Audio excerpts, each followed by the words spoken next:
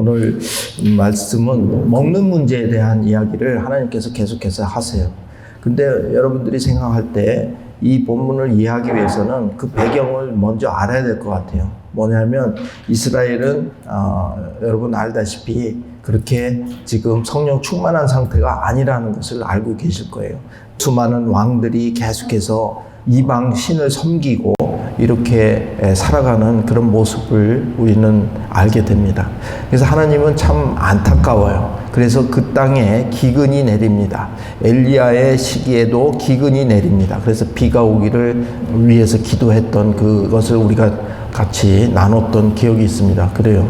엘리사 때도 또 마찬가지예요. 엘리사 때도 심한 기근이 옵니다. 7년간의 기근이 오게 돼요.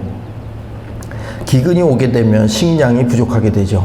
우리 인간에게 가장 두려운 사실은 식량이 떨어질 때일 것입니다. 그렇죠? 그거는 생명과 직결되는 문제이기 때문에 그 어느 때보다도 기근이 든다면 마음들이 흉흉해지고 힘들어질 때가 되는 거예요. 그러다 보니까 그때의 두 개의 오늘 그 음식에 대한 이야기를 하게 됐다라는 사실을 먼저 우리는 기억해야 될 거예요.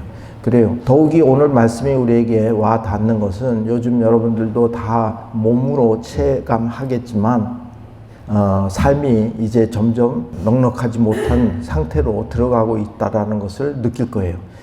이자율이 오르고 그래서 융자를 가지고 있었던 사람들은 부담이 커졌을 것이고 또 물가가 오르고 전기값이 오르고 모든 에너지값이 오르고 물가가 전부 오를 때 우리의 지갑은 상대적으로 얇아질 수밖에 없는 구조죠. 그러한 상황에서 우리는 움츠리게 되고 그리고 힘들게 된다는 거예요. 여러분, 하나님이 이스라엘 백성들을 다스리고 또 훈련을 할 때 하나님께서 쓰시는 도구가 몇 가지가 있어요. 그 중에 하나가 기근이에요. 이 기근은 하나님이 주시는 훈련이다라고 생각을 하시면 될 것 같아요. 그래서 사실 이제 여러분 계시록에도 나오고 하지만 말세에는 그렇게 넉넉하지 않다라는 것을 우리는 알게 될 거예요. 그래서 애벤자가 화가 있을진저라고까지 말씀을 하셨어요. 그래요. 이제 말세에 주님께서 재림하시기 직전에는 상당히 어려운 상태로 이제 흐를 수밖에 없고 또 3차 대전도 일어난다라고 성경은 말하고 있다라는 것을 우리는 기억해야 됩니다. 그렇다면 지금 전쟁을 겪고 있는 소련이나 이런 나라 우크라이나를 볼 때에도 얼마나 우리가 마음이 아픕니까? 모든 것이 정말 생존에라는 단 하나의 문제에만 국한할 수밖에 없는 그런 어려운 상황이 이제 우리 앞에 놓여 있다는 것을 우리는 상정을 해야 돼요. 이러한 때에 하나님은 어떻게 그 백성들을 다스리시나 하는 것에 대한 이야기가 오늘 이야기의 핵심이에요. 그래서 오늘 기근의 때를 지내는 지혜라는 제목을 붙여봤어요. 저와 여러분들이 오늘 말씀을 잘 새겨 듣고 또 이 어려운 시기를 잘 이겨내야 될 줄로 믿습니다. 자, 오늘 본문은 읽으신 바와 같이 국에 든 독이 없어지는 사건과 또 보리빵 20개로 100여 명을 먹이는 이 두 가지의 이야기가 나와요. 아까도 말씀드렸지만 지금 상황은 굉장히 어려운 상황입니다. 그래서 먹을 것에 대해서 굉장히 예민한 상태라는 것을 우리는 먼저 염두에 두고 오늘 본문을 이해해야 되리라고 생각합니다. 오늘 본문을 통해서 먼저 생각해 보고 싶은 것은요, 한 가지 이거예요. 영적 기근에는 분별력이 없어진다라는 사실을 우리에게 알려주시는 것 같아요. 보세요. 오늘 엘리사가 길갈로 돌아왔는데 그때 기근이 들었다고 그랬어요. 예언자의 제자들이 엘리사 앞에 앉아 있을 때 계속해서 나오지만 예언자 학교가 곳곳에 있었어요. 그래서 엘리사는 순회하면서 이 제자들을 가리키는 그런 사역을 평상시에 하고 있었습니다. 그래서 예언자 제자들이 엘리사 앞에 앉아 있을 때라는 것은 뭐냐면 사실은 이것은 교육 시간이라는 거예요. 또는 예배의 시간이었다라는 거예요. 그런 상태에 있을 때에 그가 자기 종에게 말했다라는 거예요. 큰 솥을 얹어놓고 이 사람들을 위해 국을 끓여라. 아마도 하나님께서 엘리사에게 마음에 감동을 주셨던 것 같아요. 먹을 것도 시원치 않은데 그때나 지금이나 이렇게 주의 종들은 사실은 그렇게 넉넉한 생활을 하지 못했을 거예요. 그렇죠? 그러한 상황에서 그 제자들을 바라봤을 때 긍휼한 마음이 있었고, 그래서 결단을 내립니다. 국을 끓여서 먹여야겠다라고 이야기를 하는 것이죠. 그중 한 사람이 채소를 캐러 밭에 나갔다가 박넝쿨을 발견했습니다. 그는 박을 따서 옷에 가득히 담아 가져왔습니다. 그는 돌아와 국 끓인 솥에 그것을 썰어 넣었습니다. 그러나 그것이 무엇인지는 아무도 몰랐습니다. 보세요. 이제 국을 끓이라고 하니까 국을 끓였는데 채소로만 된 국이라고 많은 그 성경학자들이 해석을 하고 있더라고요. 그래요. 뭐 고기가 귀했을 때였겠죠. 그래서 채소로 숲을 만들어 갔는데, 그때 박넝쿨이라고 그랬는데 영어 성경에 와일드 바인이라고 나오더라고요. 이것이 어떤 식물인지는 많은 학자들이 의견이 갈라져요. 그러나 분명한 것은 독이 들어있는 것이다라는 거예요. 그죠? 그런데 이 독이 들어있는 것이 구분이 안 되는 식물들은 우리 주위에도 있잖아요. 버섯이나 뭐 이런 것들이 있잖아요. 그런데 한 가지 우리가 생각해 보고 싶은 것은, 먹을 게 많고 풍요로울 때는요, 사실 그런 거 속으면 안 됩니다. 그렇죠? 그런데 워낙에 먹을 것이 없다 보니까 그거라도 먹으려고 위험을 감수하면서 먹게 되는 거예요. 그러니까 늘 흔히 먹던 식자재는 아니었던 것 같아요. 그렇지만 너무 배가 고프고 뭔가 씹을 게 필요했기에 그들은 위험을 감수하고 이것을 가져왔다라는 거예요. 저는 이 사실을 보면서 그 기근에 정말 우리에게 주신 메시지는 분별력이 아닌가 하는 생각을 했어요. 그래요. 우리가 배가 고프다 보면, 또 상황이 어려워지다 보면, 또 금전적으로 위축이 되다 보면 사실은 별의별 생각을 많이 하게 된다는 거예요. 그랬을 때에도 우리는 정말 중요한 것은 영적인 분별력을 가져야겠다라는 것입니다. 그래요. 지금 앞으로 아까도 말씀드렸지만 앞으로 세상이 많이 힘들어질 수도 있다라는 거예요. 그럴 때라도 우리는 영적 분별력을 잃지 아니하고, 그리고 하나님이 기뻐하시는 일에 매진을 하며 나아갈 수 있는 나름의 비법을 여러분들이 터득을 하셔야 되리라고 믿습니다. 전에도 한번 말씀드렸어요. 그래요. 우리의 소명이 여러분들의 그 어려운 순간을 이겨내줄 수 있는 유일한 힘이라고 저는 생각합니다. 여러분의 삶의 목적을 다시 한번 결정하는 시간이 됐으면 좋겠어요. 여러분들은 무엇을 위해서 살아가십니까? 정말 돈이 목적이라면, 돈을 못 벌게 되면 사실은 그것은 우리에게 엄청난 치명적인 위축을 가져오고, 많은 사람들이 은퇴했을 때 느끼는 그 어떤 위축감을 다 느낄 수밖에 없게 된다라는 거예요. 그런데 그것이 우리의 삶의 목적이라면 참으로 비참한 것이에요. 그러기에 저는 여러분들에게 정말 지금이라도 우리의 소명에 대한 인식을 분명히 해야 될 줄로 믿습니다. 그거예요. 그거밖에는 이 땅에서 우리의 삶을 풍요롭게 해줄 수 있는 것은 없다라는 거예요. 그래서 이 사건을 통해서 한 가지 하나님이 우리에게 주시는 메시지는, 영적인 기근이 올 때에, 위기가 닥칠 때에 우리에게 요구하는 것은 뭐예요? 영적인 분별력이다. 오늘 아까 찬양에도요, 성령이요, 정말 내 안에 성령이 충만케 하셔서 모든 세상 유혹 다 떨쳐버릴 수 있도록 해주세요 라는 그 찬양, 너무너무 감동적이지 않습니까? 그래요. 이 위기의 시간에, 기근의 시간에 이길 수 있는 유일한 길은 성령 충만함을 받는 것인 줄로 믿습니다. 여러분, 이것이 정답이에요. 그거 이외에 없어요. 하느님이 기근을 통해서 이스라엘 백성들을 훈련할 때에도 마찬가지예요. 그것을 이길 수 있는 것은요, 다시 하나님 앞에 나와서 모든 것을 내려놓고 하나님의 자녀로서의 정체성을 회복하고 돌아가는 거예요.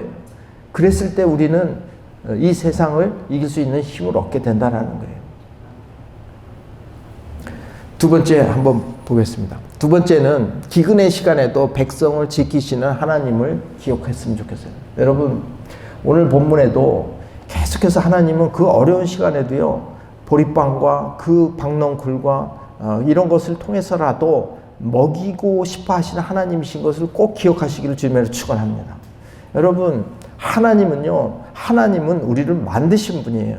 그러기에 무한 책임을 느끼시는 분이세요. 아멘, 할렐루야. 여러분, 이 부분에 대해서 여러분 자신감을 갖고 클레임을 하실 수 있어야 돼요. 우리는 하나님의 피조물이고 하나님의 백성이고 하나님의 돌보시는 그분의 백성들이라는 이 사실이 우리로 하여금 위로가 되는, 그것이 바로 하나님이 원하시는 거예요. 사람들에게 국을 퍼주자 사람들이 그것을 먹으려가 소리를 질렀습니다. 하나님의 사람이요, 소단에 죽음이 있습니다. 여러분, 아까도 말씀드렸어요. 어려운 시간에는 죽음의 그림자를, 죽음의 냄새를 맡게 됩니다. 우리가 가장 힘든 시간이 바로 이 죽음의 냄새를 맡게 되는 때일 거예요.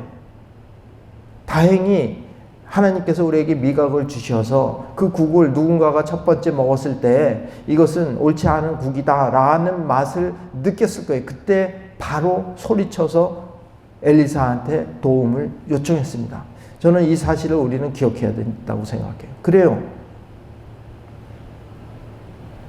모든 기적은 하나님과 동행할 때에 일어난다는 사실을 꼭 기억하세요. 혼자 있을 때는 하나님이 관여를 하지 못하세요. 보세요. 얼마나 많은 기적이 일어납니까? 또 이 기적으로 이들이 안 죽었습니까? 그리고 이 국의 사건이 계속해서 일어났습니까? 아니면 보리빵이 계속해서 늘어났습니까? 아니에요. 하나님의 원리대로 돌아갔지만 어떤 순간 잘못된 판단이나 잘못된 분별력으로 인한 위기가 오거나 또는 너무나 허기져서 지칠 때에 하나님께서는요, 그 순간순간 처방을 해주시는 거예요. 오늘 본문에 보면 소리를 질렀고 하나님의 사람이요, 어떻게 해보십시오 라고 이야기를 했다라는 거예요. 이러한 때에 우리가 오늘 주시는 두 번째 말씀은 백성을 지키시는 하나님이심을 꼭 기억하시기를 주님으로 축원합니다.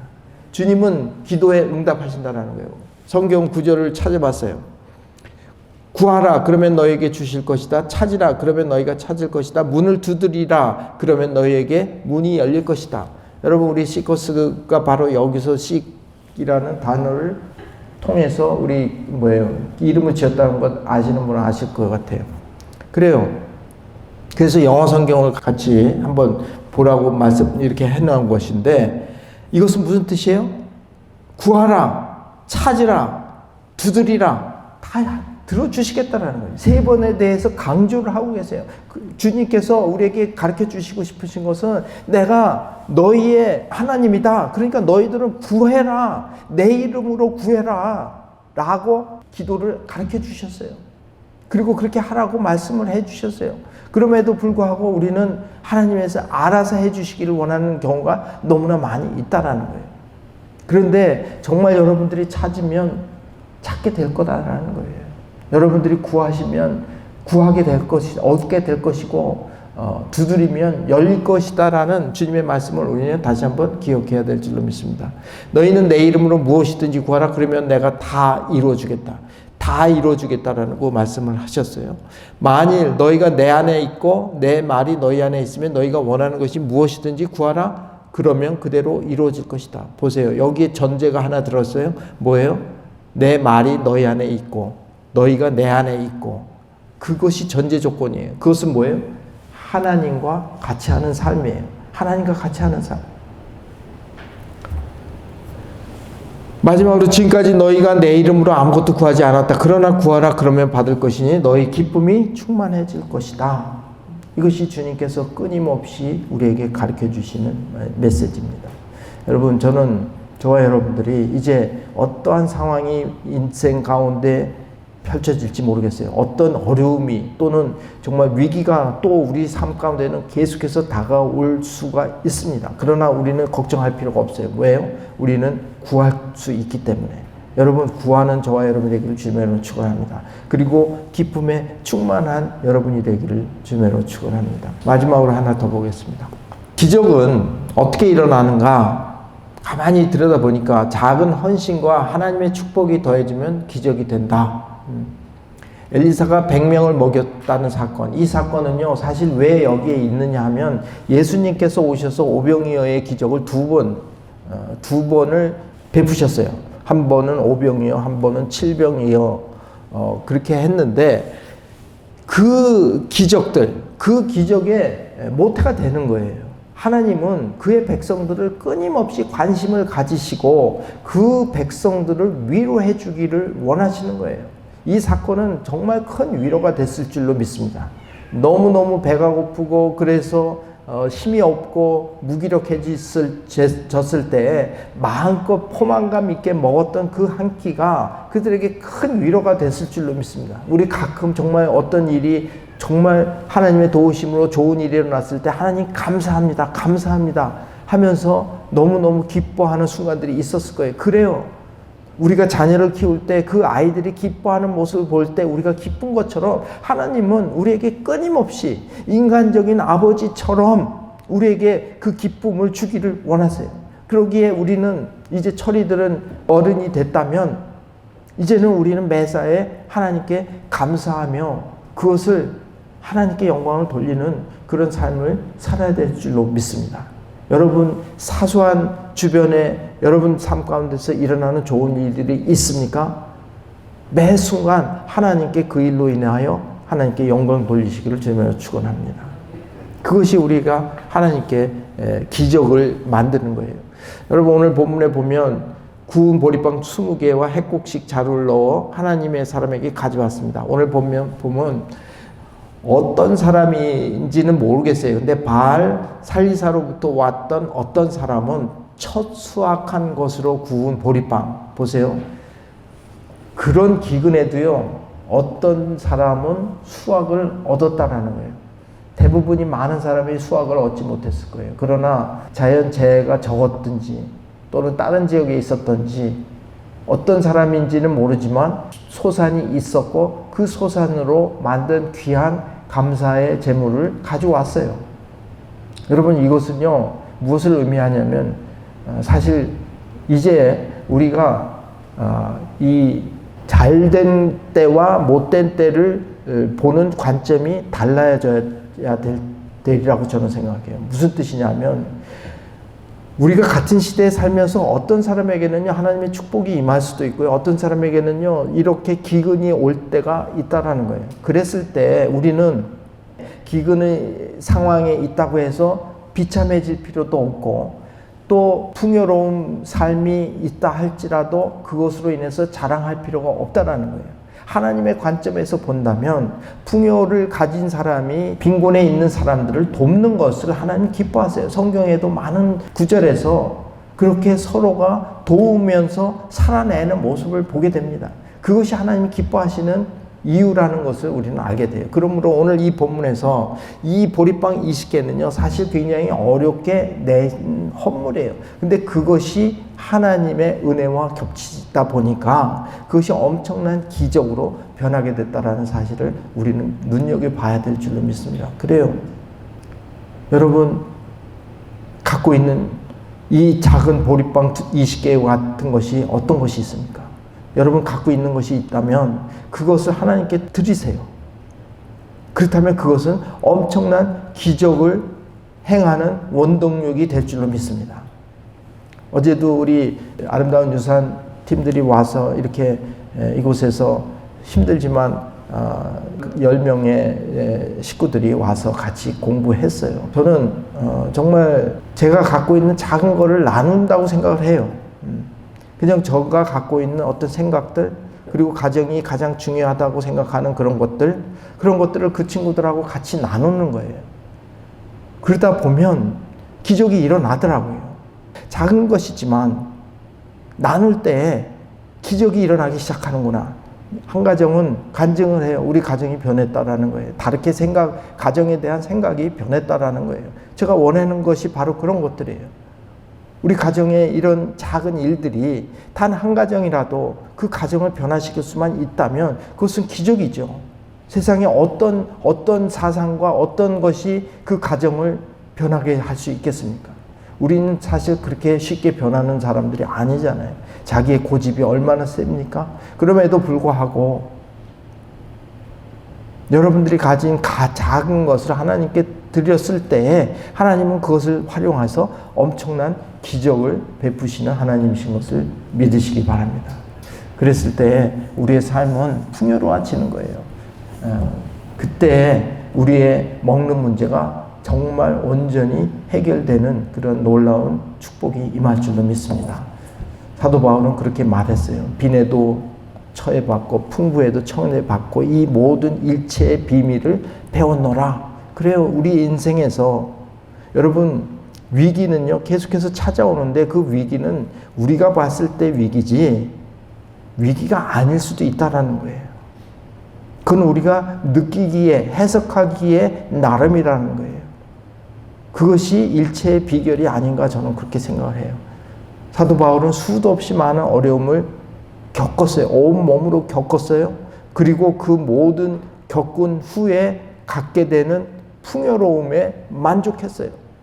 그러므로 이제는 그에게 그런 똑같은 고통이 온다 할지라도 그는 두렵지 않았어요. 왜? 그것의 마지막의 결과물은 풍요라는 것을 알았기 때문에 하나님과 더 가까운 삶이 기다리고 있다는 것을 깨달았기 때문에 그 어떠한 위험도 그를 넘어뜨리지 못했다라는 그 사실이 그로 하여금 믿음의 거인이 되었게 만드는 것이 아닌가 생각을 합니다. 여러분 기근의 때에 하나님의 훈련의 시간이라고 생각을 하시는 저와 여러분 됐으면 좋겠어요. 그리고 그것을 하나님과 동행함으로 이겨내는 저와 여러분이 되기를 주님으로 축원합니다.